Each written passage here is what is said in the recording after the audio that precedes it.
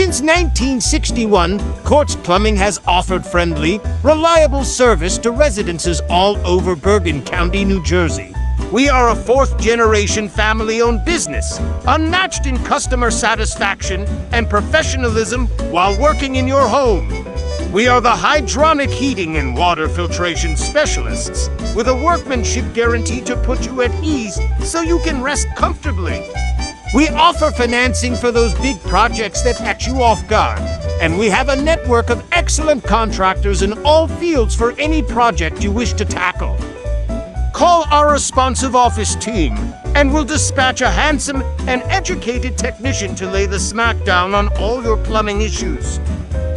You can also find us at quartzplumbing.com, search us on Google, or follow us on Facebook, Instagram, TikTok, and YouTube. Like, subscribe, and share, please.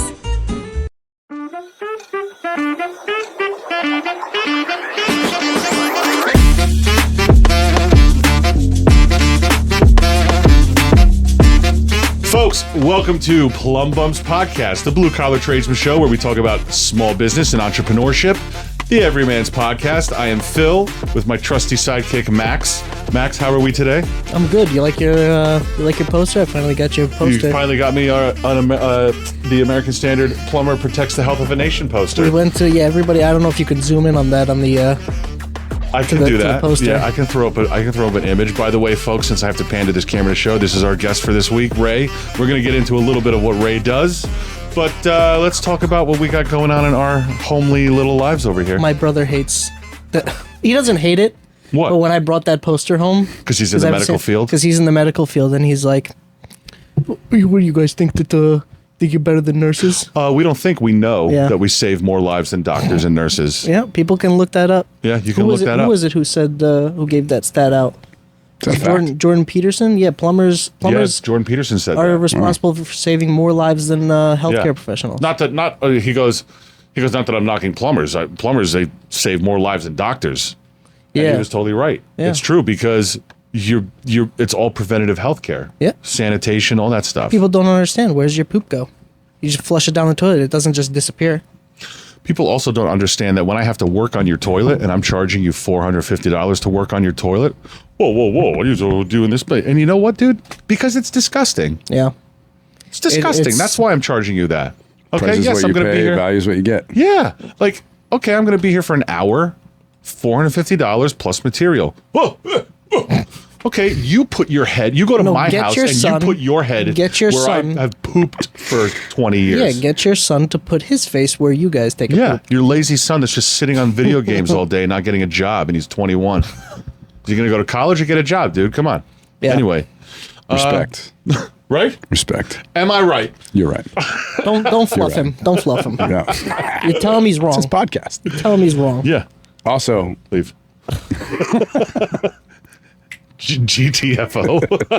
I should leave, and then we'll see where it goes. Listen, I keep hearing these threats. It would probably be a great podcast. It would probably be a great podcast. The other day, I said to Scott down at the supply house, he's amazing. We should get him on. He won't do it. I said him and Paul should do a podcast, just the two of them, and me and you shouldn't even do it because their banter. Just step off. Yeah, their banter back and forth is amazing. Their rapport. So our supply house guy, he runs the supply house down, but he's known my uncle and my family really for like 30 years. And they used to take trips together, all the plumbing buddies used to take trips, and the stories that they used to tell, those days are gone. He's hilarious. He's like the greatest ball buster of all time. Yeah. King ball buster. Yeah. Those are good people. If you ever need plumbing parts, what town do you live in? Ringwood. Oh, you're pretty far from them. Is there Ferguson down there? Probably. I think we went to one around. It's like in almost like a strip mall.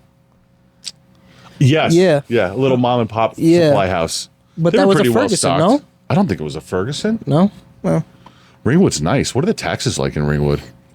Not comparable to Bergen County. It depends. No, it's Passaic County, so a little bit less. Yeah. I mean, I think in the last tab for Patterson there. Yeah, probably. West Milford does the same thing. Yeah. I think they've gone up about $4,000 in the last 6 years. So it's catching up. Yeah. I don't know how anyone affords this state. Make more money. Just make more money, damn it. That's the answer. Yeah. Make more money, peasant. That's it. What else we got going on?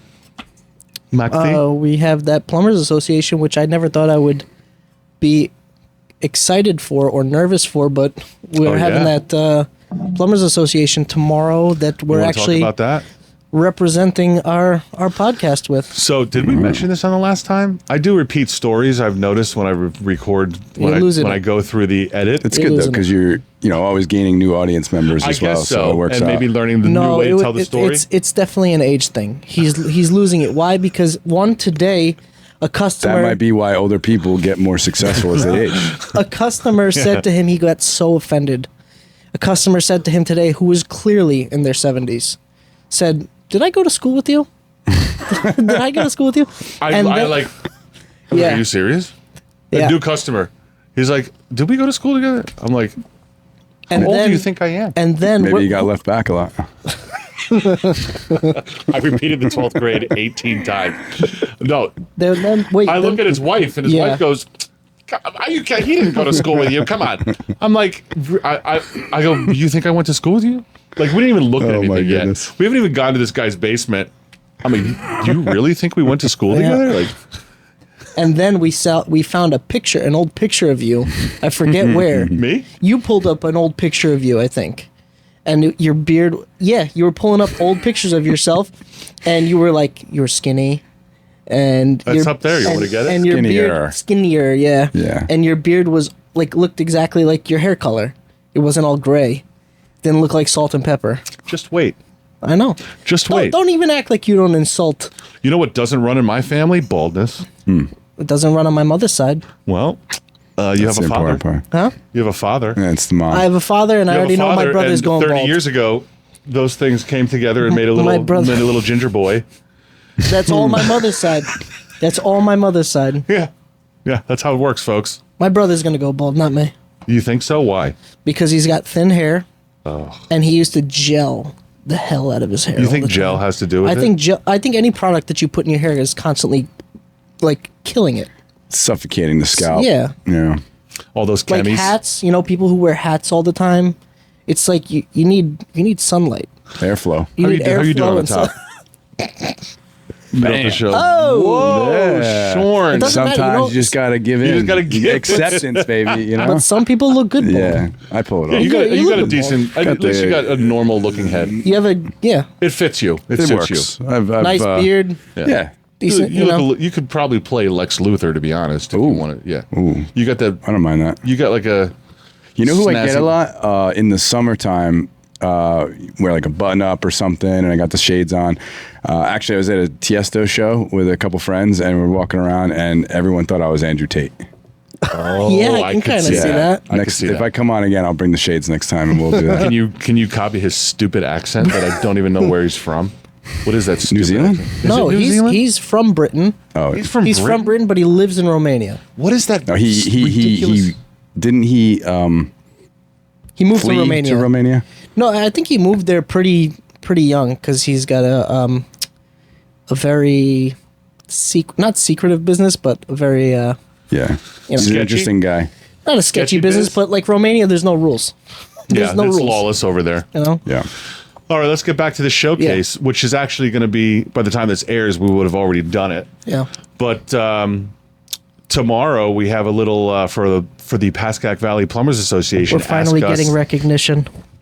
It's not much, okay? It's a little bit, but we did pick up a sponsor from the association in this state. Yeah. Again, nothing major, but they're going to sponsor the show, and we're doing a showcase tomorrow for Plumb Bums podcast and giving a speech in a room full of a bunch of people at Seasons. You know what congrats. you should post if you can? Thank you. Thank you. You know what you should post if you can? When I first started the podcast, I told you that my family didn't give two craps about it. Right. Listen, who wants to listen to you and all that kind of stuff? They still say the same thing.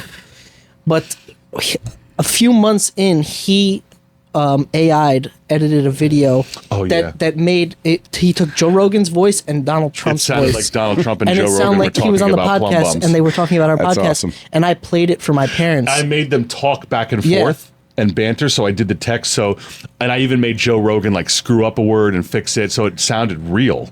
yeah. That's awesome. And He played it for. I played it for my parents. Fantastic podcast. My dad, I never saw my dad so excited for lost something his that I mind. did. He thought this was for real. something that I did, like he goes, "Oh my God, that's it. I don't have to work anymore." His dad's hysterical. His dad's from Israel. Oh my god. His dad is hysterical, and like he's not a sucker, but something like that where it catches him off guard and you tweak it to make it. AI gets every boomer. Yeah. Every amazing. boomer, it Every takes videos every gets I boomer love that down. he said he didn't have to work anymore because you were successful. Yep. Well, that's what he's waiting for. That's why, like, even though my soccer All right, career we didn't gotta go get anywhere, this out though. yeah, When you do make it that big that you could, I pay for everything for him. Oh, you would? He's done everything Yeah, in his life for okay. me. I pay for everything. I would do that, I too. would pay Alright. everything for my parents before myself. yeah, that's Same. nice. That's nice. Same. It means nothing to me yet. For them, Right. it would be, Same here, and God knows we're both lying, and that's why He hasn't blessed us with wealth. It's a possibility. No, I always said, like, if I won the lottery, I wouldn't tell anybody No. except for my parents, and I would give it to my parents, whatever they needed, and then the rest I would disappear. Yeah. 100%. Okay. I actually, speaking of lottery, I was out in Ohio recently for Christmas. You can look this up online too. Heartbreaking. So my cousin, a year ago, they won the lottery. Big lottery. Okay. And they're very humble about it. She's a very sweet girl.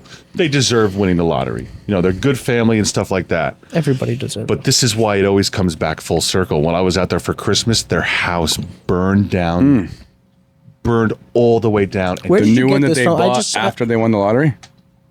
No. a year later, no, they didn't use the money. They had the Oh, house okay. prior. I see.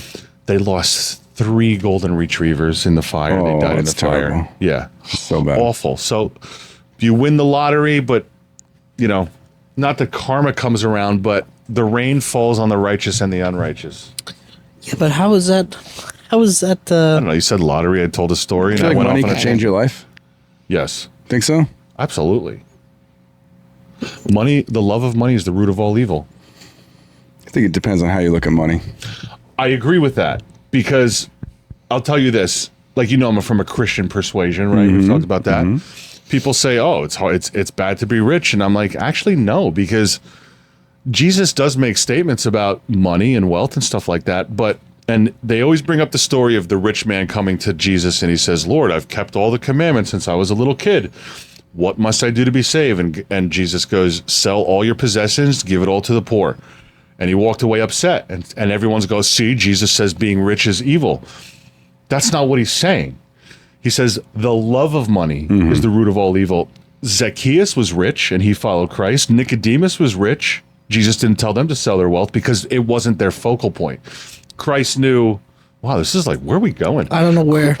Yeah, go. Christ knew this guy, that was his focal point, was money and wealth. So he pinpointed that. Wealth is not evil. The love of your wealth is evil. Yeah, it's the perspective, Yeah. of how you view the money. I mean, as a business owner, money is essentially a tool. Yeah. As far as I'm concerned, It's a necessary tool. yeah, it's like time, space is the same thing. Money, time is the same thing. It's a tool. It's a way to buy more time. You know what? Let's do this. Let's do an official intro. Sure. What do you say? All Why right. not? You got your company logo on your hat right there. Yep. Today, folks, we have Is our friend Synogen? what? What's that? No, never mind. He did say it. What's the company from Terminator? Net, Skynet. Skynet. Yeah, Skynet has become self-aware. We have actually a longtime friend of mine going way, way back. Pretty far back. And we connected at the diner because you do the networking event over there. River Edge Diner. And that's at River Edge Diner. Shout out to River Edge Shout Diner, out. George Sidarius. He was on the show. We have Ray Bayard from Synogen Solutions. All right. Ray has a long history of where you got to today, but it's man. super interesting. What's the tagline of the business that you guys do? Synogen Solutions. We have a few, but technology for business, partners for success. Technology for business, partners for success, guys. Ray has been, like I said, you have a story. We don't have to go into all of it, but I do want to dig into how you got where you are, because I know you from back in the day. It was a struggle. And when you told me where you're at now is impressive. Yeah. And I don't take this as an offense, It's but hard if to Ray offend can me. do it, Yeah. anyone I say it. can do I say it. Yeah. I mean, Yeah. but here's the thing that a lot of people don't have. You have a drive. Yeah, I think it's hard to find that sometimes when, you can't see a path to success because it's discouraging. Yeah, it certainly. I mean, but really, I think the best drive out there is the one that's built in all of us, which is the need to survive. And really, yeah, I mean, it's a rags to ...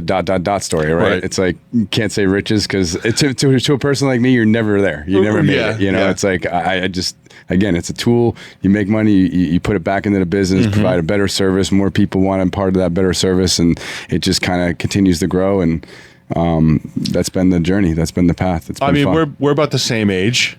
A lot of lessons I'm sure we both had to learn the hard way. I'm a hard way learner. Me too. I need to learn the hard way. Yeah. 100 people could tell me, nope, you're doing that wrong. You're going to fail. I have to do it myself. The saying is a smart man learns from his mistakes. A wise man learns from the mistakes of others. I am neither. No. It takes me like 4 times. Exactly. I'm perfect. So we're going to really get along. Someone that's not even smart can do it, You listen, I know a lot of people who have been down in the dirt when they were younger and they never got out of it. Yeah. And this is why, to be honest, this is why we started the show, because you don't learn business and tricks and taxes and stuff in school. You don't learn it unless you're going for like a major. That's a whole other topic of discussion. It is a whole other topic, which we can talk about in the second half. Finance and relationships. We got to be teaching that in school, man. I totally agree. Yeah. Golf. And golf. Teach golf in school. Yes. You Paramus didn't have a golf team? Golf. Oh, yeah. Yeah, my Big buddy time. was on. Yeah, I was going to say Paramus, of course, had a golf Yeah. But I'm just saying, like, Golf that's course like next one to of the the college. biggest thing. He mentioned it before. It's like one of the biggest things, the best things to build relationships nowadays. Golf. I'll tell you what, though. Golf,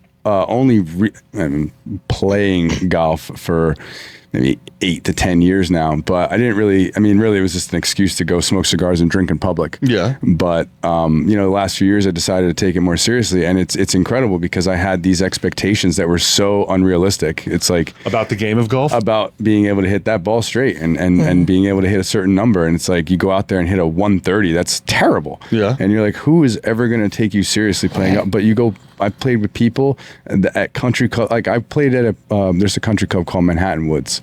It's pretty Where's that? prestigious. It's a nice country club. I forget It's the exact exclusive. town. You can't know. Yeah, you're not allowed. But in the foursome in front of us was Mark Wahlberg and Plaxico. Oh, wow. Oh, no, not Plaxico. It was another football player. But, CC Sabathia was in the foursome in front of us. That's what it was. So, really nice place. And I'm out there hacking with the person that, I hit about a 95, 100 now. But it's not about how good you play. It's it's about just actually going and having a good time. When I let go of that expectation of myself to play a great game of golf, just start having fun, like, no one wants to be around that guy that's like mad at himself. Yeah, I'm that guy. And then I'm 1000%. Yeah. I'm way too competitive. So let me give you a little insider on Max. It really is just a nice, when you let that down, you do play better, and the people around. And only recently have I been able to start using it as a tool because, I'm able to enjoy myself and allow myself to. Or allow my personality to come out instead of being so much in my head. I've heard that golf is a great way to build networking. It's 95% mental. Yeah, that's really what it's about. Really. And if you're acting like a psychopath out there, people aren't going to want to do business with you. You got to be, Somebody said it, and it's Max to a T. Max never throwing clubs though. That's Max not my thing. hates losing more than he likes winning. Yeah, I think it's the competitiveness. Yep. Yeah. It's Wait, so what? true. I hate losing more than I like winning. He hates losing more than he likes to win. Huh? Oh, Yeah. It's so true. I Play Monopoly with them. Yeah, I can relate to that. That's fair. You know what? That's a drive that I feel to an extent that's an important quality to have. To an extent. Yeah, I would say to an extent, especially like what he said, especially in the golfing realm where you do need to be calm. That attitude is not always necessary in Scrabble. It's going back to Scrabble. You know what I like instead of I never really liked golf. I've tried it a couple times. It's not my thing. It's a little bit too slow. I like tennis. I played tennis since I was 5, and I love tennis. kind of wish it was golf instead. Yeah. Oh wow, really? Yeah. Let's go back to the let's talk about Synogen Solutions here a little bit. Okay. All right. So, what year? Because it took us 20 years to reconnect. What year did you guys start? What year did you basically say we're unveiling Synogen Solutions? You know what? Let me take that back. Sure. What do you guys do?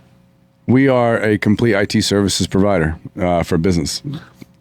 What does that mean? Talk to me like I'm 5. Dumb it down. Yeah. Dumb it down for the two dum-dums. Synogen Solutions is a managed IT services provider. We handle all the technology needs of business clients.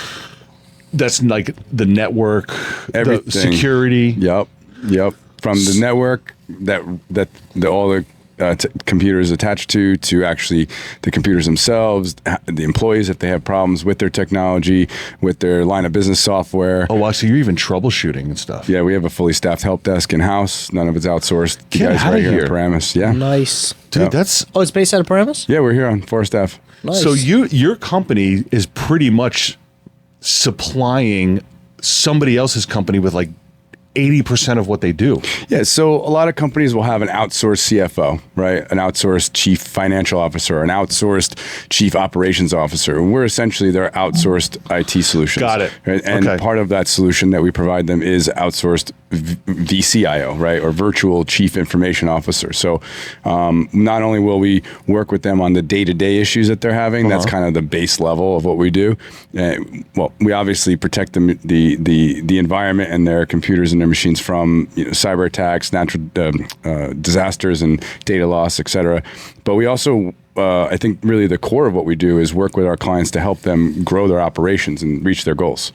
Because honestly, in today's age, you cannot effectively scale a business without the secure use of technology. Yeah. Do you do like website building and stuff for them, or not really? We'll consult on that, but Okay. we do have partners that do the website. We're just not built for that. People ask all the time, will you install cameras? Will you run cables? Currently we don't have the team for that. Got it. We're essentially a proactive service. We're preventing problems from happening. Got it. That ultimately cause debilitating issues in an operation. So the whole thing is that it's silk. Like you don't have downtime. You don't have problems. Got it. And when your employees have problems, they're not coming to you, they're coming to us. Yeah. And then when you as the business owner are having, or as a board, or there's all kinds of different dynamics in the businesses that we serve. But when you have a new challenge that you're facing, or you're ready to make that push to the next growth spurt of the business, like we're there to help you navigate what you're going to need to expand and to grow, and to help you figure out some of the technology hurdles that might come along with that growth. Where'd the name come from? It's funny because the name actually originally was NJ Bytes.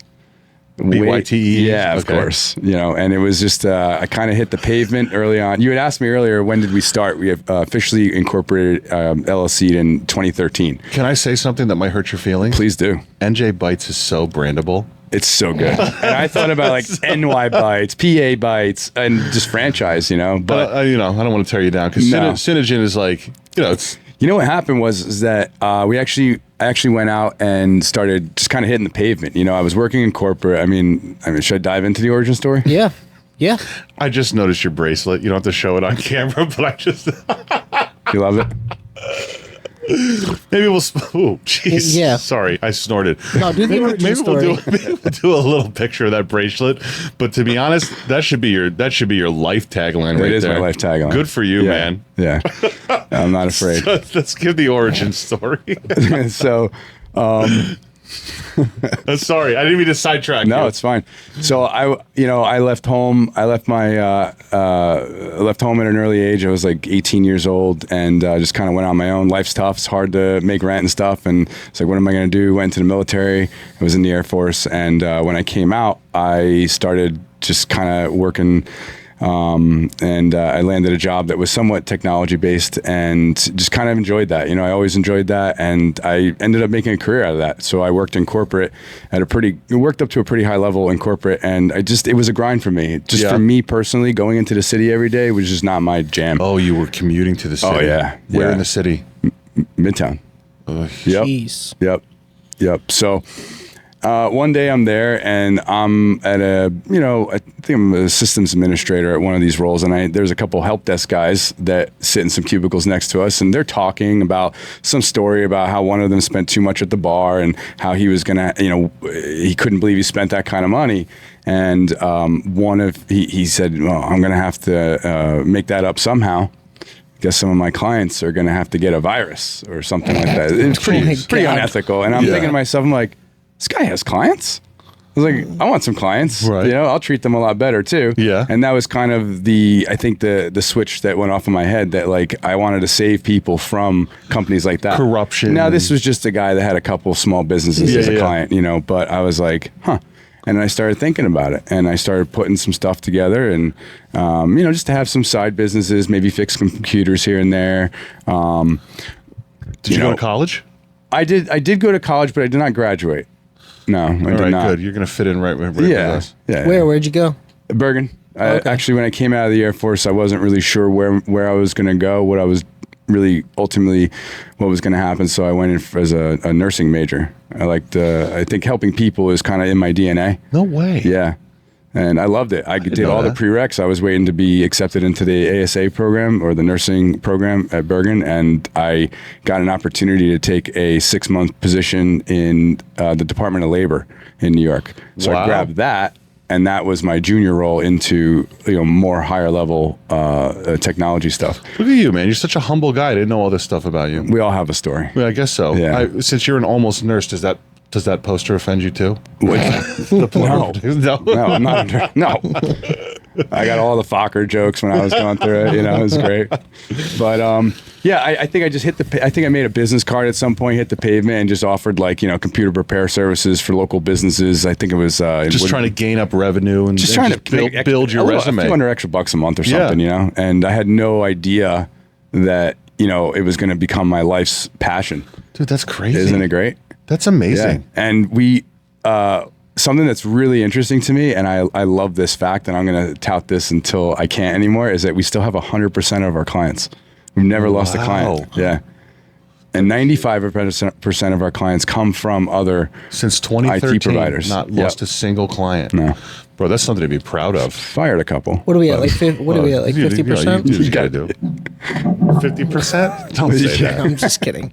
That is not true. We work on contracts and stuff, so it's we develop really good relationships with our clients. But it's interesting because a lot of our clients come from being underserviced by other companies that do what we do, and it's like, well, how does that 95% in, 100% retention? Like, we're doing something right. You're and it doing feels great, something right. And yeah. Listen, you've been in business for over a decade. I think it's time. Well, not time. That's that you're not doing it, but you should have the confidence of saying, "Listen, we're good at what we do. We're really good at what we do. We're established. We know what we do. We know what we're doing.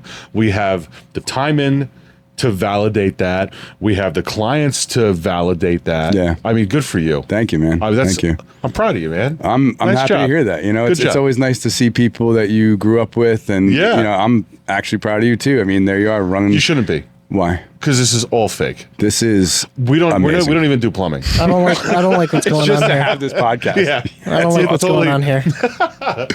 I'm proud of you. I'm proud of you.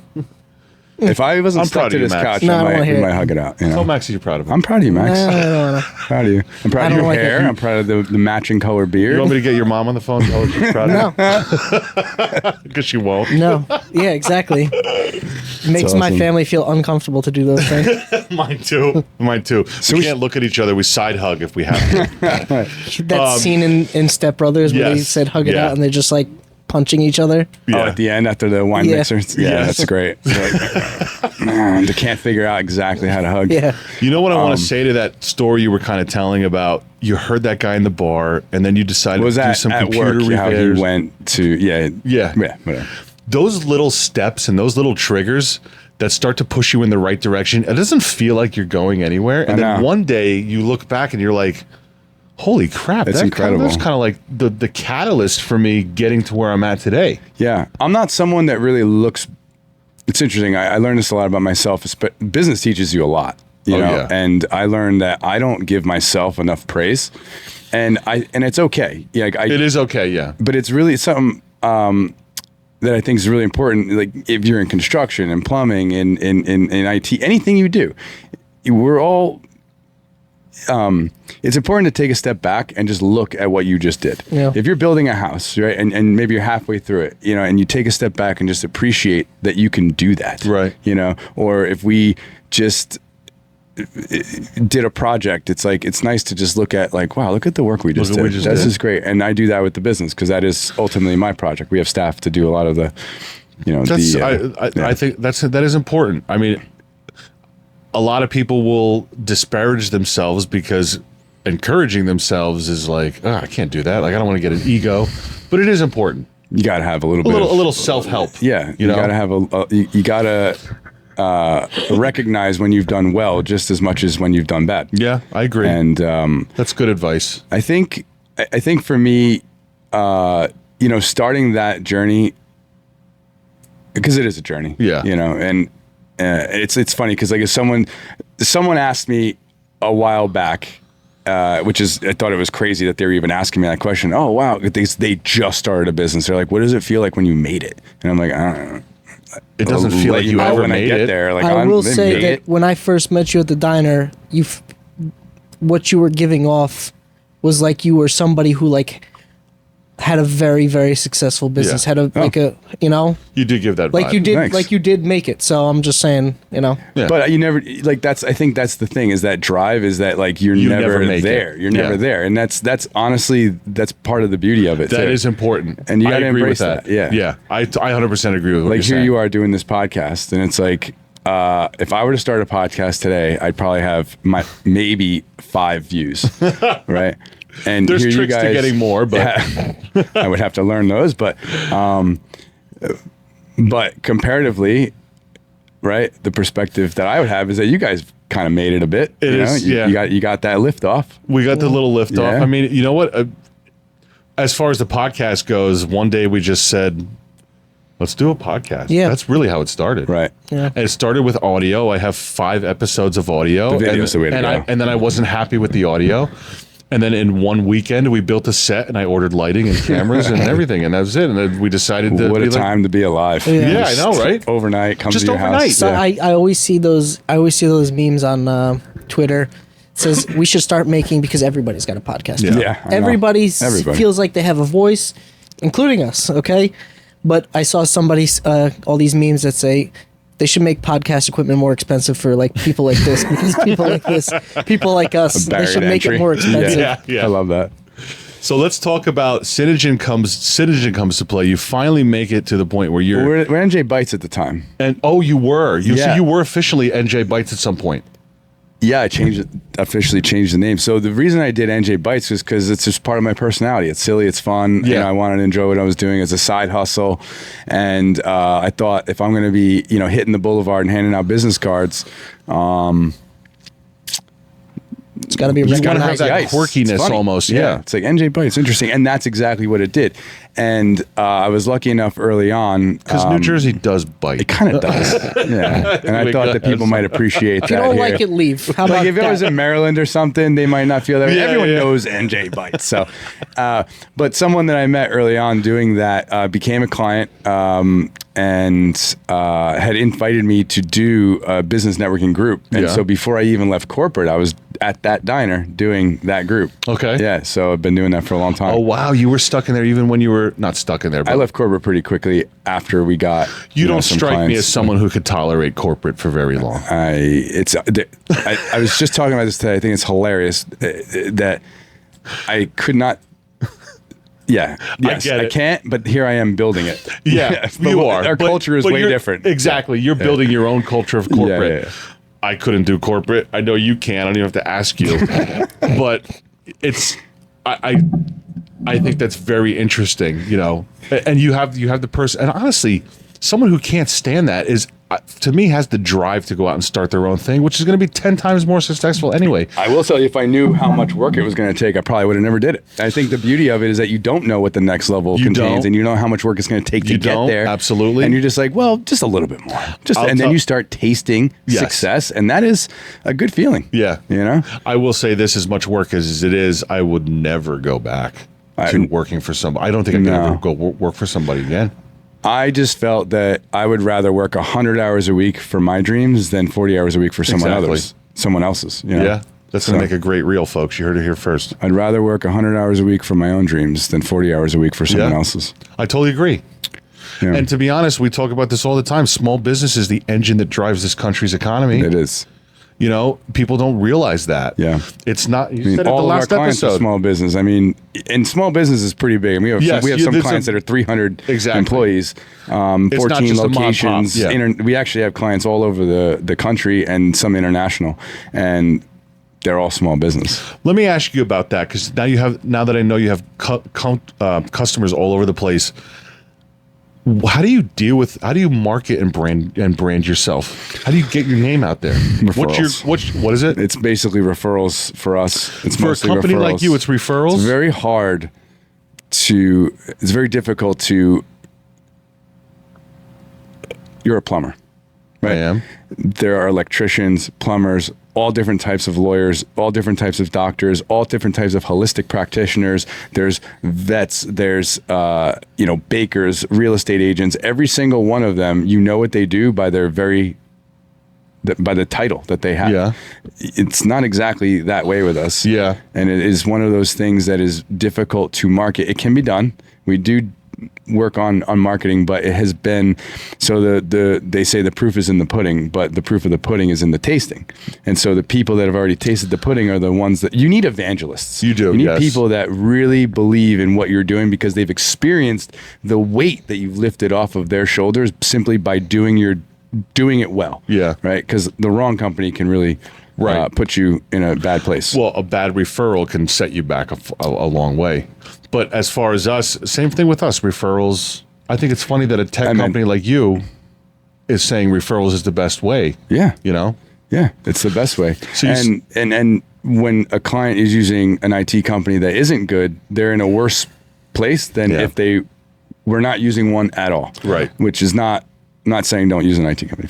But because you're thinking things are okay and they're just kind of like collecting the check but not doing it. I can't tell you how many times we see that, and it just feels good to liberate our clients from situations like that. And coming back to the NJ Bites thing, how we got to Synogen was that I was enjoying going out there on my free time. I actually left the senior systems administration role in a large law firm in Manhattan, and I took a work from home job doing help desk work from like 1 p.m. to 9 p.m. And I would just hit it in the mornings. I woke up energized, ready to hustle. I just could not stop this thing, and I loved it. And we started getting in front of, rooms that had people that probably wanted to see something a bit more mature than NJ Bites on the proposals. Yeah. I guess so. Yeah. As marketable and as much as I do love that, there is an aspect to that you Professionalism. Yeah, Right. professionalism. To that name. Right, right. So spent a lot of time with a good friend of mine. He's a creative and, just kind of working out some different things. And I just, it's a good mix of, it's a unique name, synergy. Jen has that, a few different word part meanings, and it just hit. It felt right. The O fits in the middle. The synergy, the symbiosis. Looking at your logo while you're talking to me. Yeah. The white background. I mean, it's just in a name. I could never keep that hat, by the way. I'm the only one that has white hats. Is it really? Yeah. I can't keep white anything. Yeah. I don't wear white anything. Well, that's the thing, is because when it gets dirty, I'll throw it out. Oh, yeah. You're like that. Everyone else gets a black hat. I don't want the brand repped with a dirty white hat. Fair some enough. Chocolate stains on it. I feel that. Could you imagine being a plumber with a white hat? Oh, my uncle. It would be a testament to your cleanliness. I have 12. I order every time I order new swag, new hats, I order 12 white ones. They go in my closet. Yeah. And, when it gets dingy, I pull out a new one. So my uncle is the cleanest plumber that has ever lived on the face of the earth. It's true. They exist? Yes. Oh my God. Cleanest plumber. Wow. He wore white shirts as a plumber. Spotless. Every day all threw the them out? time. Every single day he wore white shirts. Now, But threw them out? no, he would keep them clean. Dude, Wow. you've seen him work. He's spotless. He's the only quartz that is like that. Yeah. I don't know. And there's a lot of us. I don't know where he came from. Clean shaven, clean hair. Yeah. This is like, what are you doing in this Perfect hair profession? all the time. Wow. Okay, Mr. Alien. White as a plumber doesn't. Painter, I'm sorry, just spit on you. Painter, yes, white because you're going to get paint all over it. But he's known as the clean plumber in town, the cleanest plumber there is. Unfortunately, I can't use that tagline anymore because I'm not. Right. I look at a Say white the T-shirt. second? No, not the even fourth close. cleanest plumber in town. Not even. No, I will say though, for us, even though we have our bad days, sometimes I'll open up the truck and people will see inside and they'll go, wow. Super organized. Yeah. Yeah. Like, wow, it's impressive how your truck looks. Because I know plumbers around the area. I've worked for one who, when I first went to that company, one of their employees left, I joined, and my first day was just supposed to be cleaning out this guy's truck.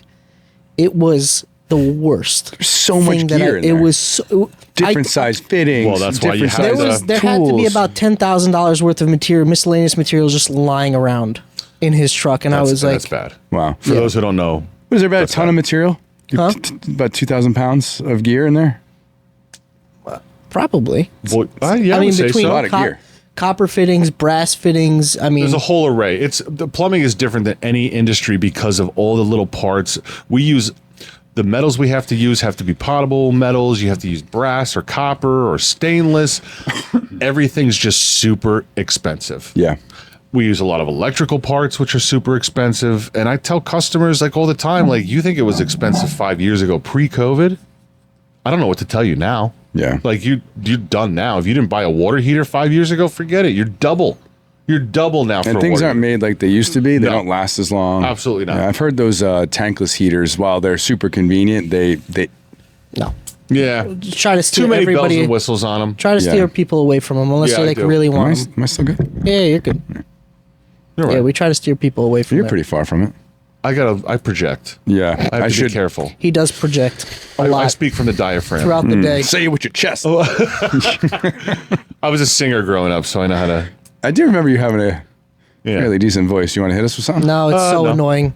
It's so annoying. He will shut Throughout it down the day- immediately. Throughout the If we're- day, if it's we're just See like... this. If Ay, we're ay, ay. driving and I start Some would singing, call that hating. yes, he's a big hater. Some Oh, haterade. I sip haterade every morning. I don't have coffee. So me and him, we're a small company. Hate's what gets me through the day. That's your fuel. Hate's a good reason as any to keep a man going. Oh my goodness. Anyway, let's move on. Well, I was going to make a joke, but it might get mean, and I don't want to be mean to Max because he started with a bad attitude. It's only Try it and edit it out. It's only stopping because we're on a podcast now. Yeah, tomorrow morning, done. Yeah. Donezo. So let's talk about. We talked about your marketing and branding in an Yeah. industry like yours. Social media. You guys using Yeah. social media? Yeah. You utilize that for branding, We have marketing, fun. communication. So I think information is like super important, right? We're all kind of like seeking information, and so we just like to put out good information. You know, we haven't really found our social. Really isn't where. I mean, I guess you could think LinkedIn might be where our clientele are, and of gotcha, course yeah. the CEO of a company might be, you know, in the Instagram hole at night or something. But you know, we're out there. We're doing it. It's anything's about repetition. You're never gonna get good at something if you don't exercise, and if you don't do it, you're never gonna find out what works, what Right, doesn't. right. So you know, been in business 10, 12 years. And you know, referrals have been great. We've actually honed that process so that our clients are our biggest source of new business. But you know, the ability to get out there and meet people outside of that initial network you have, like that is certainly a pathway to growth. Right. And But it's difficult. It's very difficult. And I'm like, we're approaching that slowly. I really like to focus on the clientele we have and Yeah. marketing to them about new things, because it's easier to sell new services to existing clients than it is to sell existing services to new clients.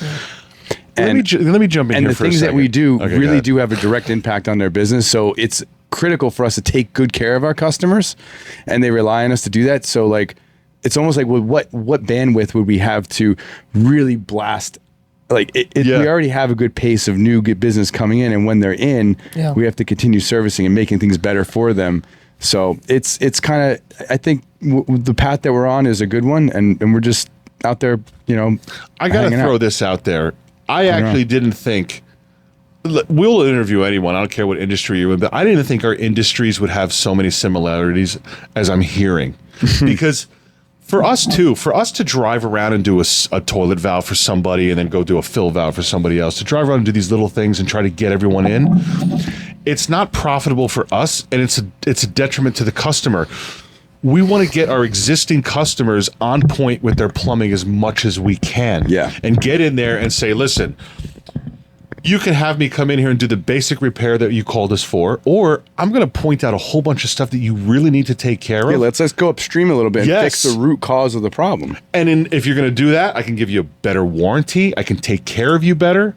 I can give you a bigger discount. Yep. And you don't have to see me for a long time. We're all in business to solve a problem. 100%. So it's just a different like an industry that we're solving a problem for. Yeah. Like, do you believe in Band-Aids? No. Yeah, me neither. Until I can, for a couple of days until we can get you the real fix. Of course. I mean, you're talking about Yeah. literally heat in the winter kind of thing. Well, we don't do that at all. I told the customer today, he's like, I got 2 toilets, just they're running. I know they need a fill valve or something. And I said, sir, listen, I know you think you know what they need, and you may be right, but I'm looking at this toilet. It's 30 years old. Yeah. I'm not going to come in here and fix the fill valve, and 2 weeks later the flapper goes. I'm going to take your tank, I'm going to take it off, I'm going to replace everything in it. I don't do the Band-Aid thing. Yeah. Because it's going to cost me more money in the long run, and it's going to cost you more money in the long Yeah, run. and it's not doing you a service because it's going to break. Exactly. And that's the problem, right? The price is what you pay, value is what you get, right? Yes. And so it's like, do you want to have to deal? I will never do a Band-Aid. Like, well, I will burn it down and rebuild it. And, and I think there's like this fear in business that like, oh my God, they're not going to want to pay that. It's not about the money. It's not about the money. It's not about the money. Again, money's a tool. Yes. So it's interesting. And I think it takes doing it enough to gain that confidence as a business owner to absolutely. do what's right for the customer. It took me at least 3-4 years to be comfortable and say, this is what I'm worth. You can move on and go find some schmuck down the road to do this, but this is what I'm worth. Yeah. And I tell the story of a couple times. I've joked around, like when I first started with my uncle and he was training me, I was like, oh my gosh, we're going to charge this lady that much? And it's now, like reverse sticker shock. Yes. Like you can't believe it. I had the same problem. And I will tell you that even now, there are, again, we've never lost a client. And there are some clients that are what we consider legacy, right? They are on an older pricing model. I can literally look at the numbers and see that is hurting our operation and our ability to hire. So this is stuff that you have to the hard decisions you have to make as a business owner to do what's best for, obviously we try to fit them into the correct package and fit them into something newer. And there's a solution to everything. It's just, man, that's kind of, and everyone told me when I was don't undersell, but you just want to get the deals. You just want to get the deals when you're starting out. But it's like, it's the worst thing you can do. If I could start all over, I would have no deals and I would only take the people that are willing to pay, because now I know how much I need to charge in order to be able to hire and scale and do the right job. And do the right job. And the right amount of people to do the right job instead of trying to play catch up. And that's what a lot of our competitors do. I think a lot of people in the industry, I think in any industry, there's always those people that want to sell on price. Never sell on price. I think now we're getting to the meat of the bone right now. Oh my goodness. Where you're getting into like the numbers. Yeah. I mean, listen, you better learn that quick if you're going to open your own business. You can slow roll it, but you're going to pay the price later. But you're going to, well, like we said before, I got to learn the hard way. You got to learn the hard way. I feel like you got to learn the hard way too. I think we're all in the same boat. All right, I learned from your mistakes. Yeah. Oh, you're a wise man. Nice. He's a wise guy. That's what he said before in the beginning. I'm learning from yours. To know numbers, it wasn't important to me at first. I said, we got to take care of this. We got to take care. And then you're floating around having no idea where you are for the month, for the quarter, for the half a year. And then all of a sudden you're swarmed with, oh my gosh, you got to pay this. In the last 3-4 years, we've really hunkered down and said, I know exactly where we're at here. Right. I know where we need to be for here. I know what we need to be charging for here. It took me a while to get there. I mean, how many years do you think it took you to really get down to the numbers grind? 12. Well, I guess the point is he's still learning. He's still learning every day. You're still learning, of course. And listen, prices are changing. I don't know how prices change in your field, but prices in our field change. Oh yeah, weekly. It's sneakier for us because we'll have a committed contract, and then like obviously a lot of our tools are more software right? When we do projects, this is the price. We charge the client for our time, and we don't really mark up hardware. That's kind of our thing. I mean, we there's a handling fee because we got to literally order it, take it in, take it out of the box, drive it to, all that stuff. But outside that, it's nominal, and we charge for our time and our experience. And the other thing, we don't do work with people that are not a client of ours, like on a contract with us. Okay. So we won't just be like, oh, well, yeah, we need this upgrade. It's like, let's talk. You know, there's a lot more to that. Like, and we usually get them to convert into being a customer, on a contract for our services. But I don't want to commit to people that aren't, like, the people that are committed to us on a 3 or 5 year contract, or we do 2, 3, 5 year contracts. If they're on a contract with us, those are the people we serve. I'm not going to go just I've turned down $50,000 jobs because they're just not. I still have a hard time doing that. Well, do you do contracts? Yeah, of course. Okay. In our industry, so there's a lot of liability. Yeah. Huge liability. Yeah. And plumber's insurance and overhead it's the most expensive trade, hands down. Yeah. We're working with highly pressurized water in your home. If we make a mistake, it's going to destroy the home. Yeah. Boilers. They can ignite your whole house on fire while you're sleeping. We're doing open flame in your house. So our insurance is very high. Our contracts and our deals have to be made spot on. Yeah. I need signatures. I need you to know the scope of work. If you're changing something, the job stops. Right. We write a change order. You approve that change order. I'm getting paid for that change order, and then we move on. Right. And I had to learn that the hard way. I'm not going to go into detail, but 2024 was probably one of the hardest years I heard of on my one of your life. other podcasts that was like a mentally a tough year for you. Oh, yeah. Yeah. It brought me down to infancy, to be honest. And now I'm like literally crawling out of the womb Humbled again. you. Yes. Yeah.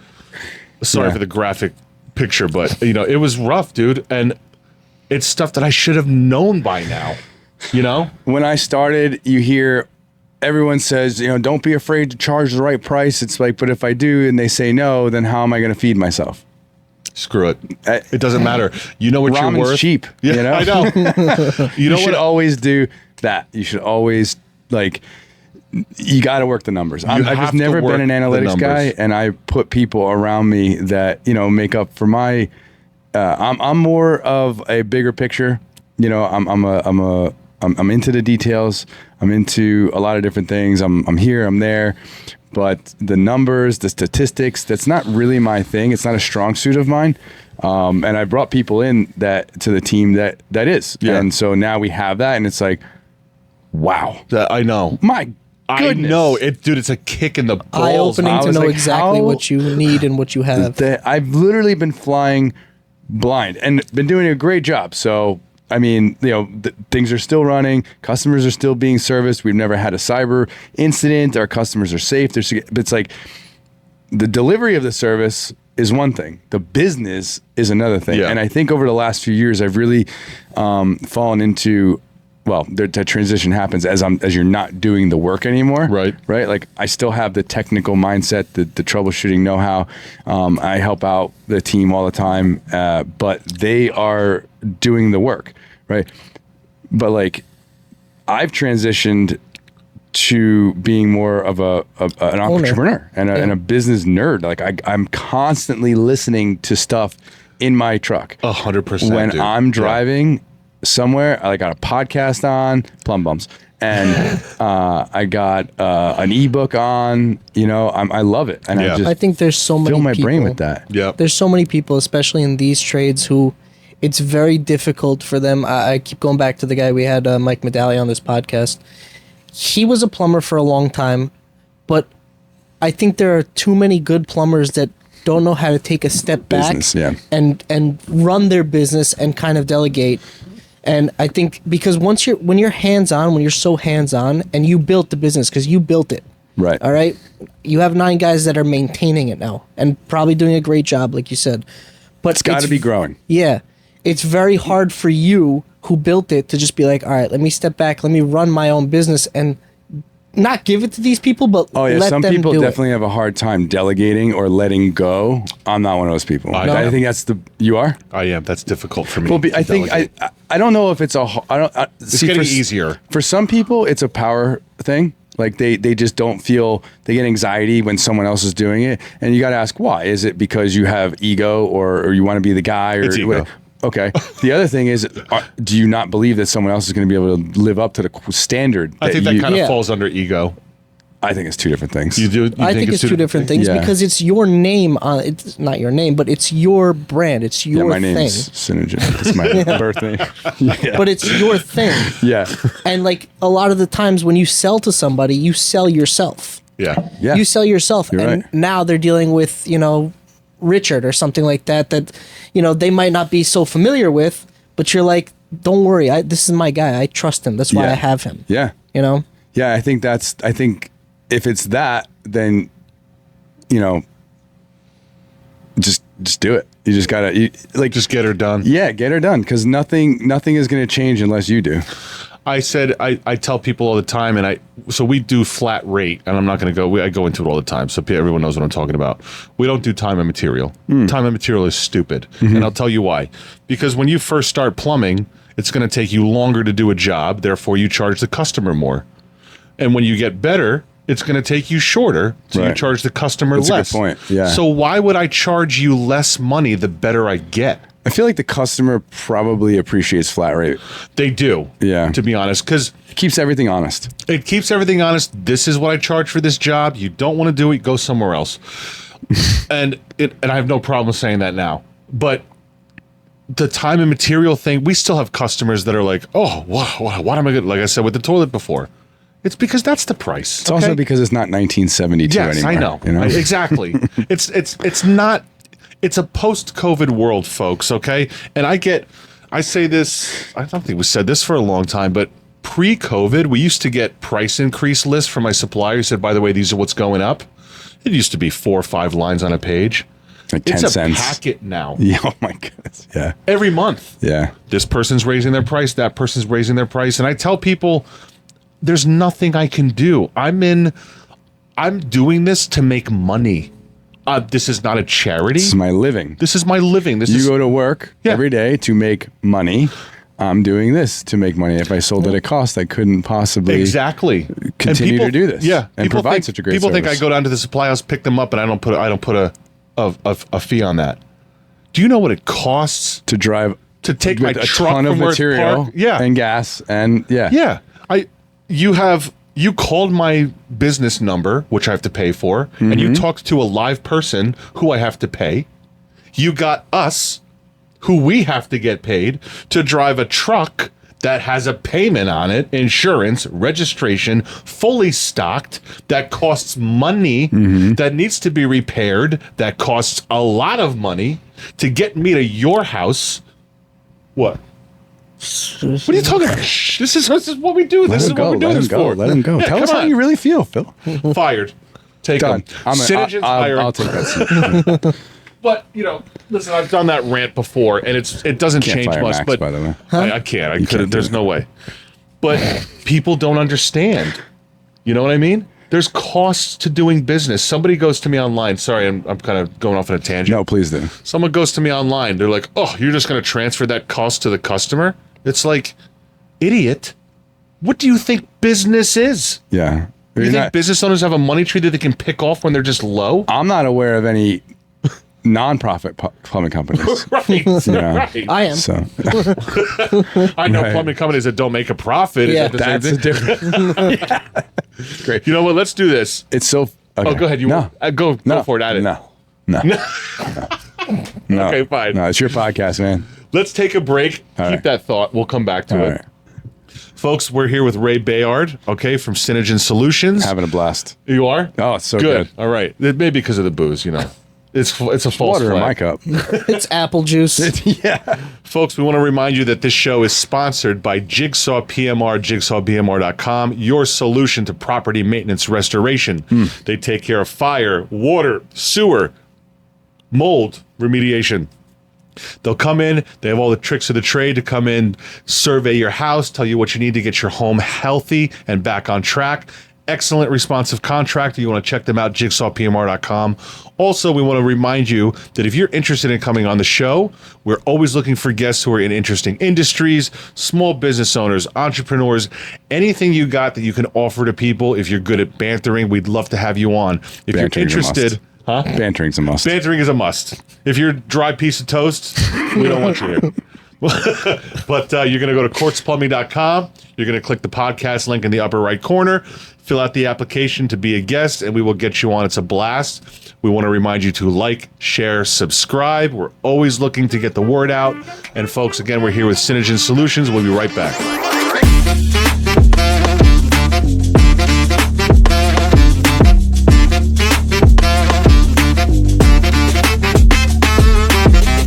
Call Quartz Plumbing and Heating.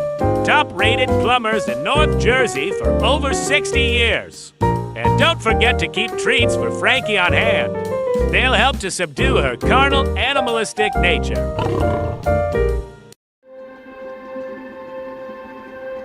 We're all about building relationships with our clients while creating an impact for them in their business. We treat their success like it's our priority, and it's because of that we still have a 100% client retention rate after 10 plus years in business.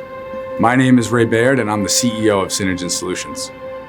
Nearly all of our clients at Synogen Solutions previously used other IT service providers. Our clients remain with us because of our ongoing commitment to their growth, our exceptional customer service experience, and our expertise in technology. We work with financial firms, title agencies, law firms, and many other industries. We work with companies as small as 5 people all the way up to 500 people, and the level of care that each one receives is one in the same. I think what sets us apart at Synogen Solutions from other IT service providers out there is our positioning as a partner to our clients' business. We are redefining the standards of IT services, where protecting and servicing our clients isn't where we stop. We focus on delivering an excellent customer experience, packaging our expertise and experience into a really easy to interact with team that puts our clients' interests first. We're a US-based company with staff that's based in-house. Nothing we do is outsourced, and it's that level of accountability and care that makes the difference for us and for our clients. I'm on a first-name basis with Ray and everyone on his team. I can reach them at any time of day. When you have an IT problem, you need an immediate response, and they are there for you right away. Companies should use Synogen Solutions because they provide amazing support any time of day or night. Anytime you have a question or need IT assistance, the help desk is always there. It's a lot to manage. Problems with technology means lost revenues. We don't experience that, so I'd say that that's an incredible value to us and our clients. When you're offline and you're not able to get your revenue going, that's when you're going to need it the most, and I would never want to work with any other team than Ray and his team. Synogen Solutions has come a long way over the last decade, and so have our clients. It's still so fulfilling to come into work every day, growing alongside so many incredible companies and their employees where we just aren't meeting expectations, we're exceeding them. Synogen Solutions, technology for business, partners for success.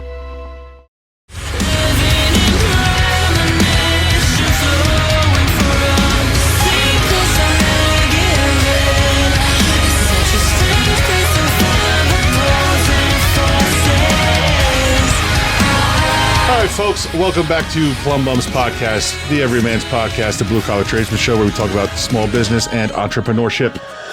Right? Yeah. We're here with Ray Bayard, Synogen Solutions. Boom. Your full... I lost it. I was going to make some cheesy little tagline for you. Let's just go with your real tagline. Technology for business, partners for success. Yeah. Ray, you gave us some pretty good... you got some pretty good reels out of that first half. What impressed me was the synergy between the two industries. Like the way you approach things is the crossover. Yeah. The way it's not the same industry, they're very different, but the way you're approaching things, it's like identical. You know, you want to do me a favor? Sure. You want to show the audience, I want to show the audience your bracelet here. He's got a bracelet that is bro, such a simple thing, but it's so true. Like, just man up and do it. Just do something. Yeah. I think... Bring the mic closer. There you go. I think I'm gonna have to get you one. I'll rock that. You know what? No, stop there it. you go. Oh, get out of this. here. Enjoy it. What is this? It's like in Seinfeld when he gives him the pen. Yeah. Look at that. Let's see if it fits. The 'Cause I'm a space lot pen. bigger than you. The space The space pen, yeah. Champions dominate. That's it. Champions dominate. Don't be a little bee. What's that from? I mean, like, is that like the Livestrong thing where it's like got a significance? You got it, man. Or is it just that's Grant Cardone, actually. That's one of his quotes. You know, he's a sales guy, business guy. You can find him online. They got a ton of good information. There's a lot of people out there. Alex Ramosi, who I actually met when I was in Cancun. He's another big business. There's a lot of good people out there that like have a lot of like Kevin O'Leary, the guys on Shark Tank. They all have their own thing, but some of these guys have like programs that you can follow or learn from. And do you feel like those are? I'm curious about that because he talks about that with his uncle. Him and his uncle have done a few of those. Yeah. Do you feel like those are helpful, or do you feel like those are a little bit too salesman-y? Like you think it's a gimmick, or you think it's like it's actually helpful? No, it's information is very helpful. I mean, look, you got to separate the wheat from the chaff. Yeah, that, and you also have to separate, the I guess the show from the information. It's the way it's presented. I mean, fair. Grant himself was a sales. He really studied sales, and he'll even admit it took a very long time for him to realize that marketing is actually paramount to sales. And then he's partnered with people that now they offer a lot of information, not just sales, not just marketing, but operations and other pieces of the business. So there's this whole business thing. I'm into knowledge of all kinds. So I certainly have. I've gone to a couple of the conferences Grant does. Just constantly trying to get different information from different folks. And it's interesting because a lot of the stuff repeats itself, but hearing it said in different ways, it's super helpful. But I just happen to really like that saying because that was, for me, it's something I need to remind myself of to me, what that means is pull the trigger, everything, in the end, everything's going to be okay. If it's not okay, it's not the end. Right. So things will work out. It's very, very, very hard to fail at something that you're passionate about. And, okay, if you're going to go hire, 14 people and you don't have the revenue to back that up, you're going to sink your boat. Right. Mm-hmm. But if you're struggling about, do I make this decision or not? Just make the decision. Just do it. It's just pull the frequency trigger. that makes people successful, taking action, and that's been the biggest change in our operation is the ability to of course you have to think about it and weigh the pros and cons, but then ultimately if it makes sense, do it. I did want to ask don't be a little bee. I did want to ask you this, especially in your field. I feel like your field attracts a lot of younger people too. Do you find it hard to take advice or to take knowledge from people who may be younger than you, or one of those conferences? Because I know a lot of people who can't, especially older people who can't do that. No, I mean if you look at Alex Ramosi, right? You can find him on it's HORM Hormosi. It's his name. He knows how to spell it. Okay, but we'll get his. But he is super young, and he's I think I don't remember his exact age and everything, but he failed so many times at different businesses, and now he's over probably pushing close to being a billionaire, and he's talk about again 10 years back on your life, right? We were just talking about that. Well, I've said this. We live in a very super young unique and super time. successful. How could you not learn from someone like that?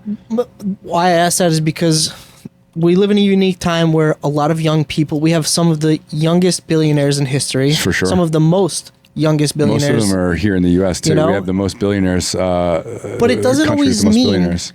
I don't think it always means that they're knowledgeable or that they know things. It's not that I can't credit them for their success, but I think, because my dad always says this, he goes, "What I forgot, you didn't even learn yet." And I think there's a certain sayings. Yeah, but there's a certain knowledge that comes with your age, and you're failing. How many times could that younger person really have failed? Because if you have nothing but success, I don't They think failed. you're. No. You never have nothing but success. That's what you see. But there's so many failures behind the scenes Yeah. that maybe they didn't even like. When I fail at something, if I try something and it doesn't work, it's like it's almost not even a thought anymore. I just don't.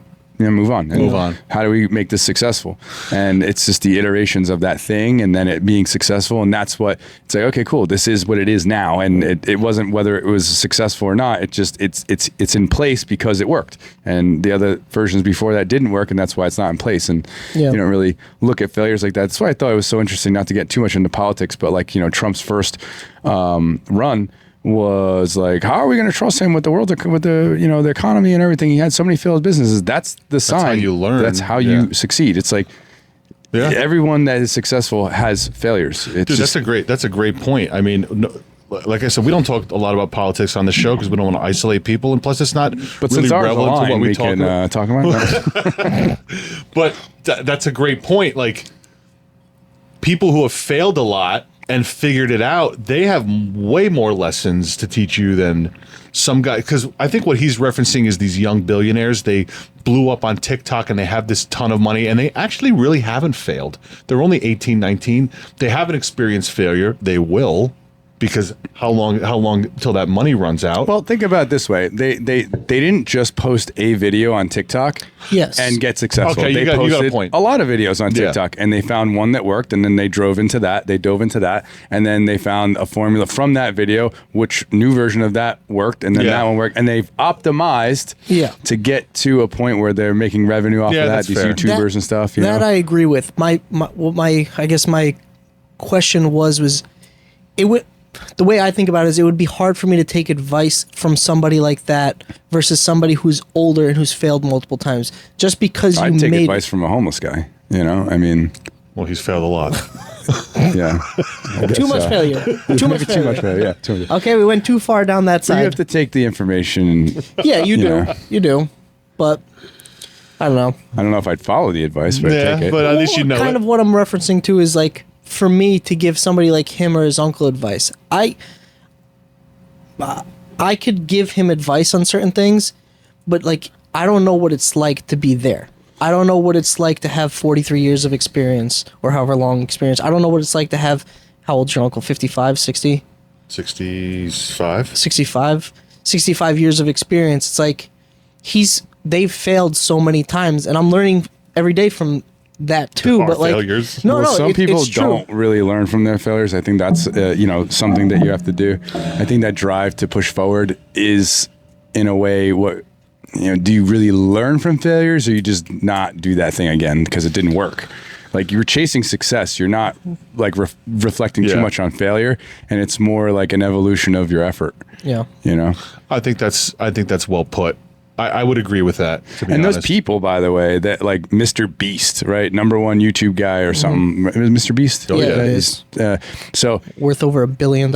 yeah, ridiculous, right? And you just think he's in his Insane. basement, his mom's basement, shooting videos. Like you can't build something great without great people around you. So like it's a team of people. It's filling in the shortcomings. Like I'm sure he's fired people before that weren't helping him reach his goals, and so maybe reaching overnight stardom because you had a funny video or something, like that's one thing, and maybe you made a maybe a couple $100,000 in endorsements and whatnot, or like the Chick-fil-A girl.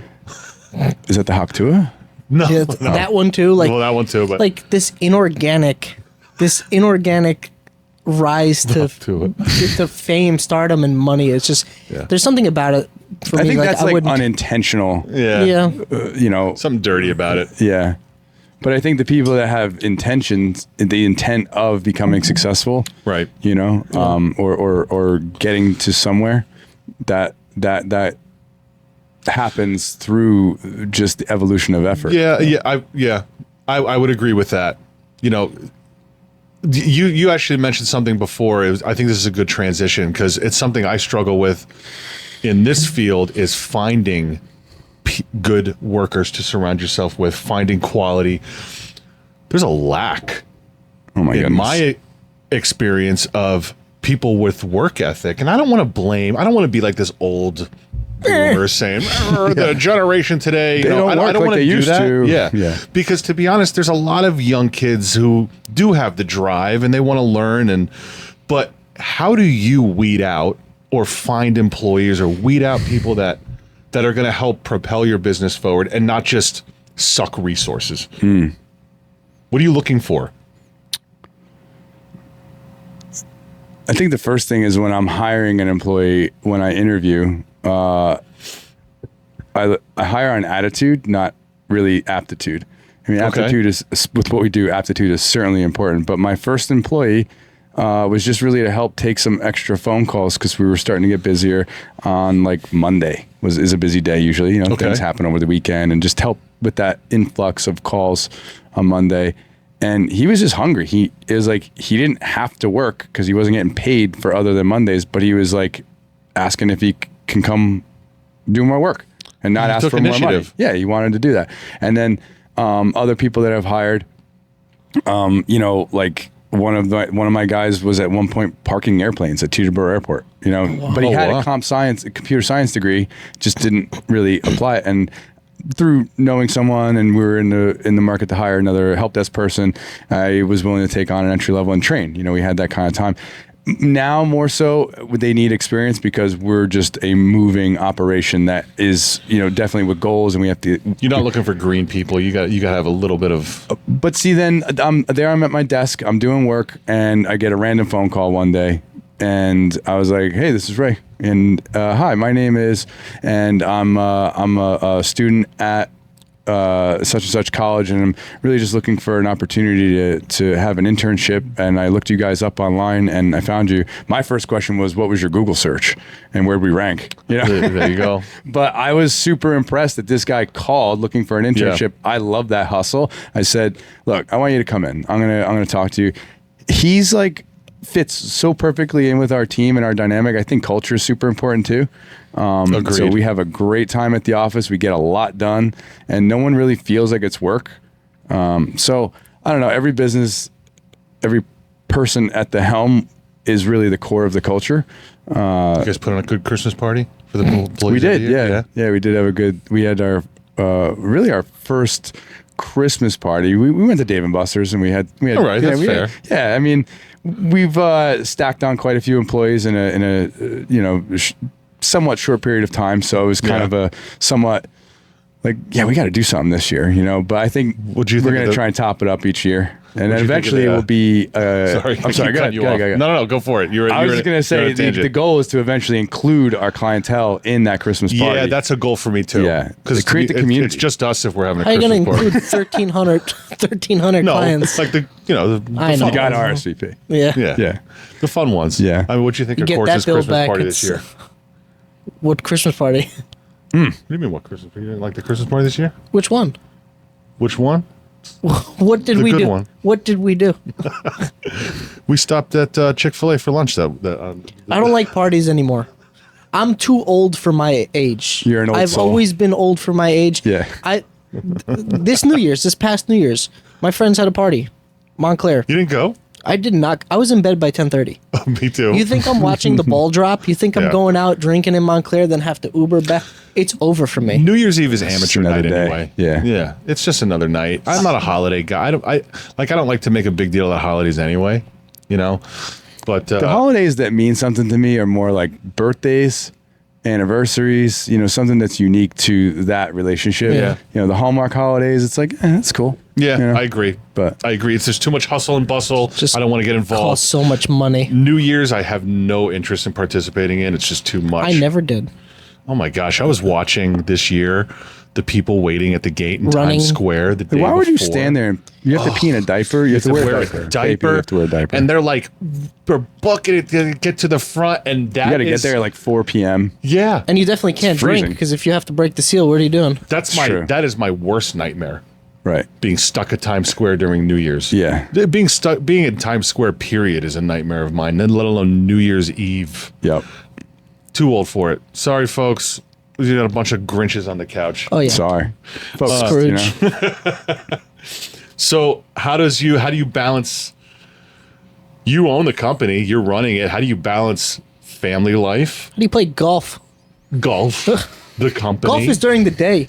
That's what I don't get about golf. Yeah. Is that like all of these super wealthy business people are all like during the Well, day because playing they golf. have a staff to do. I know, but it's just like they're not 9 to 5 You don't have a anymore. business if you can't step away from it. You have a job, and Yeah. I mean, I don't mean that to be an insult. Like.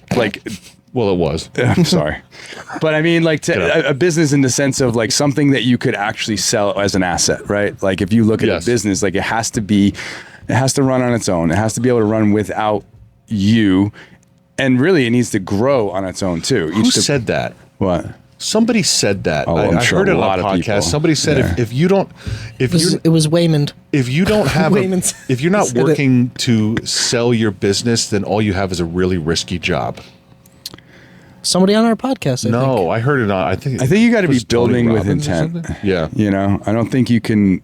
And this is something, again, once you start seeing numbers and you start looking at things in a slightly different way, it's like, oh, interesting. Okay.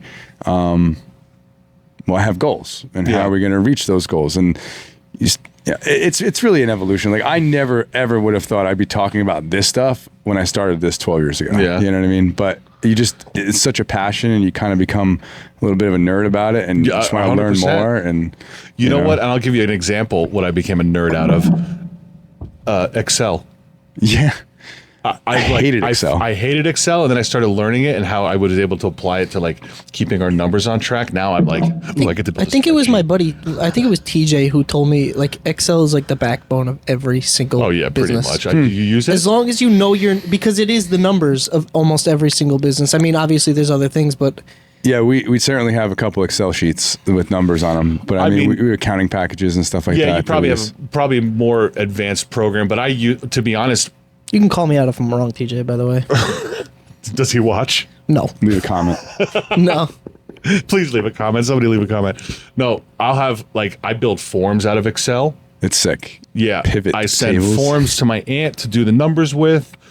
I build spreadsheets with that, expenses, all that stuff. So, but I use a lot of these things because I try to use freemium stuff. I don't like to pay for stuff. Right. So if I can figure out how to use the man. free version, You gotta be lean. You know, keep But it lean. If you're too cheap, I mean, sometimes you got to pay through that wall just to get the functionality. Like you gotta, you know what I mean? Like you can cripple yourself. There's a lot of editing stuff I pay for, premium stuff. Yeah. But like the numbers, if I can get it for free, if I'm not paying for an expensive accounting program, I was which we flipping are through now. the channels the other night, like just a little decompressed before bed kind of thing, and I couldn't believe what I saw. I'm flipping through, and there was an Excel championship. Are you serious? Yeah. And it was like they give Doesn't them surprise me. problems to solve, and then they all have to complicated equations that they need to build formulas with in You know Excel. what? I would And watch was like, that. what? And I turned it on. I watched it. Of course. How do you not? And then I was like, Subscribed. I did not know what I was watching. Long story short, I'm a guest next week. It's like it's like I texted him one night. Good with that. I'm at a bar one night, and I texted him because on the television was the National Plumbing Championship, and it's dudes putting together couldn't water believe it. heaters, boilers, doing whatever. I'm like, it was on like any It ESPN looked like American too. I'm like, Gladiators the way what they is produced this? it. It looked amazing. I'll send you the preview for I it. definitely want to check that out. I said this Would is you so even be random. like building your own custom water heater at a job? I don't know what they were doing. I just saw the think trailer. the point of it is to display new tools, new fittings. You know that Yeah, I it's think like that's the gist sponsored of by- it. It's Yeah. all marketing and Yeah. and advertising. Really, Saw what it comes down Tetris to. championship too. The That whole was point of pretty this show is to display my logo on it. Right. Oh yeah. Yeah, you think That's I care good. about you? I knew that before I got here. You think I care about your business? No, that's why it started. I mean, let's throw something on there sponsored by Quartz Plumbing, but I did make that Great joke name, just now. by the way. Plumb Bums? Yeah, the Do Latin you know word for how lead. you know how it came out? How he came up with the name? You? Yeah. Yeah. Oh wow. I know. He's the one that came up with the Shocking, name. right? Yeah.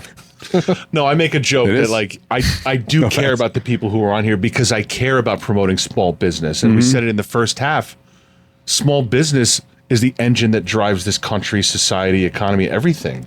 That's important. So I wanted to, when I came here today, I wanted to find out one, because we're on that path now, it's certainly a great time to ask, what got you started, not with the plumbing business, but with the podcast side of it? Like how, obviously banter and just being able to have a good time and put that out and share that with people, but like what got you started in that, and then what's your goal with it? All right, so I'll say, and you can jump in here anytime you want, but in a work truck where there's two blue collar guys working together, it's hysterical. You should set up a camera in the truck. We started with that, actually. And just, I have a couple videos a like nugget that. here and there.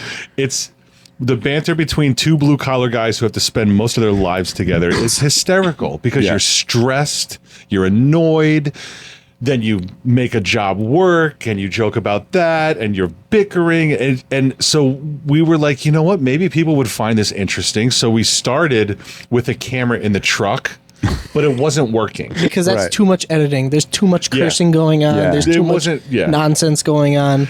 And so it just wasn't working. I tried a couple episodes. The dashboard's not far enough to get both of us. So we tried it a little bit. It's in fisheye if you do get both. I think what started it was there was a job that we had gone on. I don't remember I don't remember what the job was, but I remember it was like one of the worst days we had. It was only like 2 years into working with you. It was like the worst job that we had ever done. We were angry at each other. Was it a house or a business? It was a house. It was a house, and we were just angry at each other on the job. It was the end of the day, like 8 o'clock at night. Later than that. Threw everything back in the truck and just started driving home, and a song came on that we both don't even like. It was a Katy just Perry It song. was just like a pop song, and the both of us started and we singing. started singing it. And I'm like, that's adorable. This is after screaming at each other, pissed, covered in like dirt, and we're just singing Katy Perry Firework on the way back to the shop. This is one of the most unique like fields, I think, in that way, where you can just have a miserable, awful day. You're in the trenches. And then you can it doesn't matter, because when it's over, you're like it's like the best feeling in the world. Yeah. You know? How it got here was the podcast was always in the back of our mind because I liked to make YouTube videos. Listen, I didn't want to be a plumber. I'm going to be honest. I did not want to do plumbing. I fell into it because my uncle was ready to pass it on. I was building swimming pools, and like it got to a point where, so I took it over. Like, I'm a creative guy. I'm a music guy. I like video editing. I like making music and stuff like that. So there got to a point where how can I make this creative and interesting for me? So we always had the podcast on the back of our mind, and one day I was just like Amazoning how much it would be just for some audio equipment. I was like, oh, it's actually not that much. So I bought it. We set it up. We tried a couple audio. I sent the first episode to my uncle, he has the shortest attention span. And he calls me back and he goes, I sent him the first episode. He goes, that was phenomenal. He goes, you guys. He shed a tear because it was the first time his uncle gave him a compliment. Wow. He goes, I was heading home. I was 5 minutes away from home, and I drove around just to listen to the podcast. Wow. That's a big okay, compliment. so let's keep going. And then 5-6 episodes in, I was like, you know what? This isn't going to work without video. And then one weekend, I ordered this stuff. We threw it on the wall, bought some lights, used 2 old camera phones to make it, and here we are. Wow. Yeah. These aren't That's camera awesome. phones, by the way. goal- These are super high-tech cameras, what you guys are watching this on. it's camera phones. What would you say the goal of this is? To eventually monetize it, make money. I mean, listen, what does everybody want? You want to you don't want to be stuck. You don't want to be stuck in the same zone, in the same area all your life. Yeah. I've seen it with a lot of older people, and they do well. Miserable. They do well in their life. A lot of old guys still putting in faucets. Like you just don't want to be stuck in the same place. And I guess the inspiration is, I always go back to this. The inspiration for me was always Mike Rowe. I used to love that show, Dirty Jobs. The way he spoke. Yeah. He had a great voice. He had a great rapport, attitude. great attitude about all of it. And he used to talk about kind of these things that we talk about. Yeah. Blue collar entrepreneurs. And I don't think people are, I guess talking about it enough. No. He says the tide is changing. I do think it is changing. It is changing. There's a lot of comments we get a lot of comments online of people, and I banter. Every social media account is a business account. I don't have any personal social media because I think it's a waste of time. It's all business, and I'll banter and go back and forth with people who don't understand the value of blue collar, the trades. We're still looked down upon. we're still looked down upon as lower citizens because we do filthy work.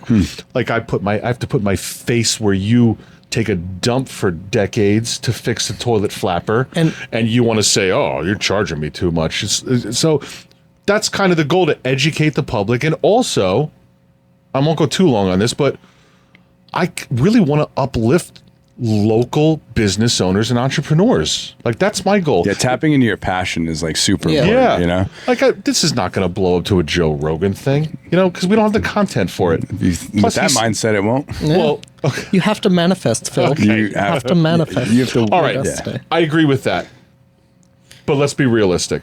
Joe Rogan was on television. Joe Rogan did this because of the same exact reasons. Okay, so let's manifest And he Joe didn't Rogan have viewership. celebrities like My that. Well, point is, first of all, Joe Rogan was already kind of in that. It still even took him 10 years to actually get to where he's forever. at. He just Yeah. did it because he loved it.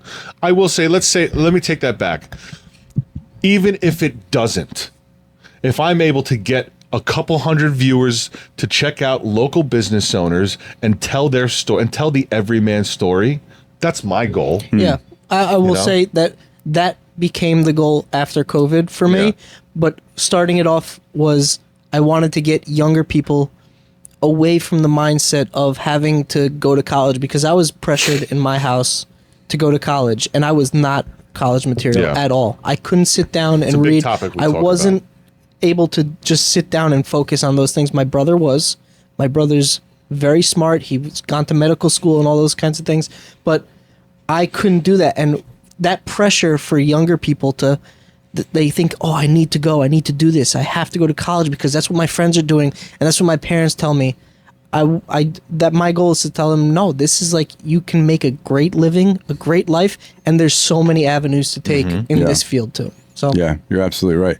I mean, depending on where you want to go in life, to college is a waste of time. Agreed. Yeah, I said it. You know, I mean, We say it all the time. it's super important for certain people. Like, if you want to be an open heart surgeon, the most important Doctors, thing engineers, is, lawyers. I think mean, you at could the see end of that the on day, the YouTube. experience is the most important thing, but you're going to need to learn how to, especially in a highly regulated industry like open heart surgery, Yeah. or Yeah. things like that. Like, you need to learn a lot. Yes. And then there's the practical stuff, that, Yeah. So, but for a lot of people, it's not a fit. I was blessed, incredibly intelligent, never had a problem in school academically, but I was just bored. Yeah, me too. I mean, I was always like the kid that was in trouble because I couldn't sit still, or I was, throwing spitballs here or doing different things. And I liked school because I was successful at it, but the behavioral stuff always was the hook. Same because here. it was just so boring. And college, I did it because I wanted to eventually like make something, but I never finished it because, my career You're above it. kind of took off, and I was like, I enjoy what I'm doing. Dude, it's okay to Yeah. be above it. Like, you know what I mean? That we put It's in this just not society. necessary for everybody. No, it's not. And I In think this there's society, too much pressure. too on much people pressure. to do that stuff. Way too much pressure. Yeah. And I'll tell you, it's a booming business college. They're making so much money. So that's a big reason why it's pushed in this society. And I think we need It's to an kinda- industry. Yeah. Just like we grew up, right? We don't have to get totally on this, but like, there is a lot of contradicting information out there now about food and things that I learned growing up that Oh, yeah. you have to eat meat 3 times a day. You have to have these food groups. You got to drink milk. What other animal drinks milk past their youth? And I love what other milk. animal I drinks love the milk. milk of a different species? Like, it's just, look, it is good for you. It does have nutritional benefits, but like, should we be drinking it there are people that literally still drink milk at dinner. And I'm like, I drink milk at dinner. see, there are people that drink milk at dinner. I do it because it tastes good. I don't care about the Milk's nutritional delicious. value. I love milk. I do like milk, but it's like, you ever give your dog milk? No. Oh my god, dude! Give your dog some milk. I mean, he also eats dirt. Frankie hates so They go nuts. they eat anything. Yeah. Yeah, that is Like they eat. that is true. Yeah. One time we did a But sewer line. we're so like, I'm just going to finish the saying No problem. that they were like, the industry tells us we have to eat meat. We have to eat meat. We Yeah. have to eat meat. But like, now we're starting to find out that there are, like, Tom Brady doesn't eat Doesn't eat meat. The strongest man in the world. I forget his name. The guy with the big beard and everything. He's like the ox pull thing. Is set a Guinness World Record. Brian, not Brian Shaw. No, he's Eddie like Hall. I forget his name. It's He Brian doesn't eat Shaw and meat. Eddie Hall. The guy that beat McGregor, Dustin Poirier, vegetarian. The guy who beat McGregor was Khabib. No, the guy that broke McGregor's leg. Oh. Bone density. Yeah. He beat McGregor the first time because McGregor was just sluggish. He was eating 3 steaks a day or whatever. I mean, look, it's all about your body and listening to it, but it's like it was told to us that this is the prescribed way to be healthy. Eat this, drink this, do this. It's like go to school. It's like that's not. A lot of that has to do with lobbying. Whoever Whoever has the most money to lobby is going to win out in the food chart. And we're just a product of that big system, you know? And like at one point they told us cigarettes, not us, our parents, like, oh, cigarettes are healthy for you. Yeah, doctors on TV smoking cigarettes. Everywhere was smoking cigarettes. Yeah. So let me ask you this about Synogen Solutions. What's the short-term goal and the long-term goal? You mean like our annual goal? Yeah, give me what in 5 years. What's the goal? All right, so our direct goal in 5 years is to 10 times our size. 10 times. Okay. Yeah, we're on that path right now. There's a great book. Again, business nerd stuff, whatever. But it's all right. 10x is easier than 2x. It's a mindset, right? If you want to double your business, okay, you do double the work. That's the only way to do it. You want to do double the revenue of Quartz Plumbing, you're gonna have to go out and do double the plumbing jobs. If you want to do 10 times more revenue, you have to think completely differently. You cannot go do 10 times more work. There's not enough bandwidth.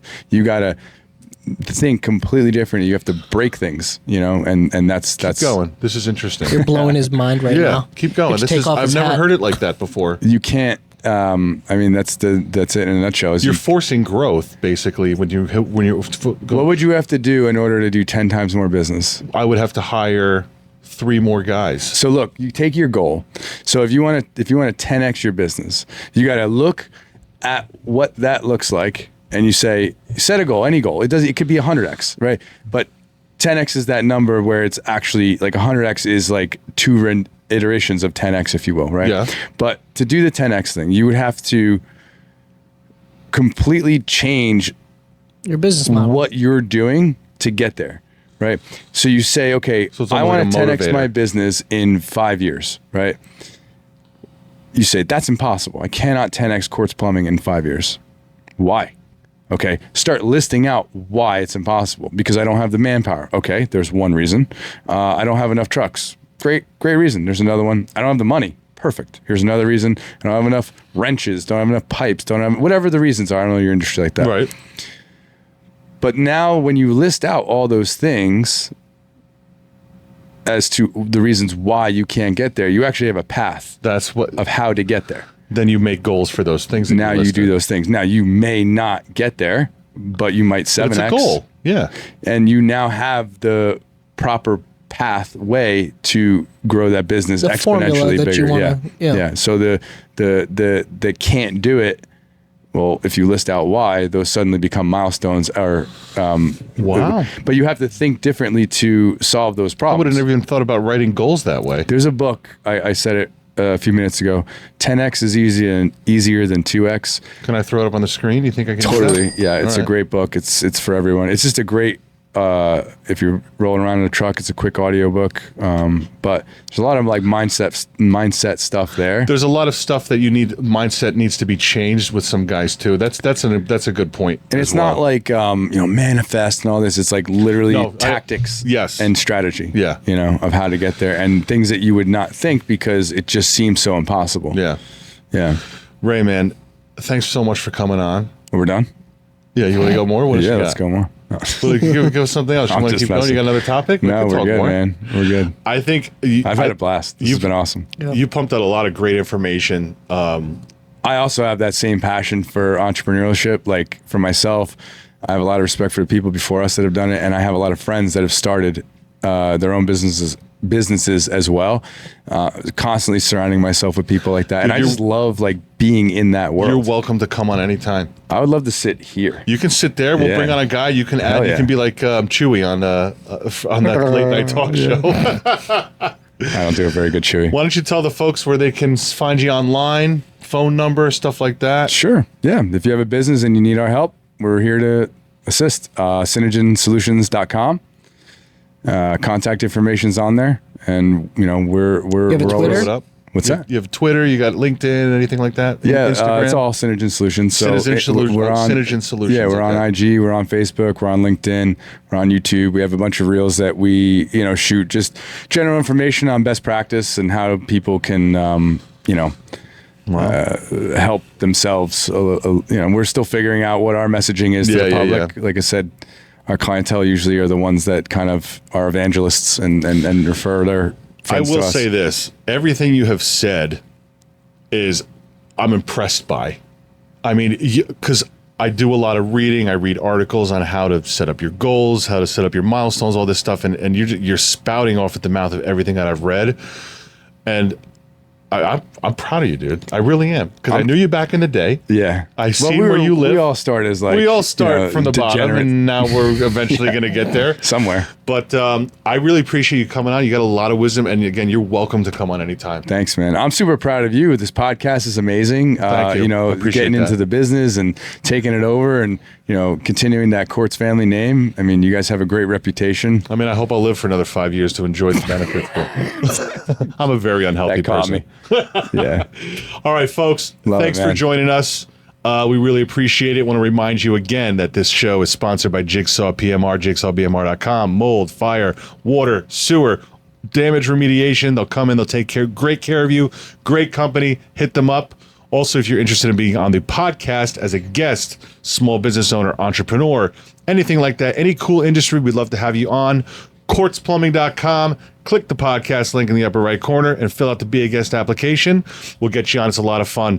Thank you so much for joining us, folks. Please remember to like, share, subscribe, share the reels, share the podcast, tell your friends, get viewers onto our channel, man. We really love it. We really appreciate it.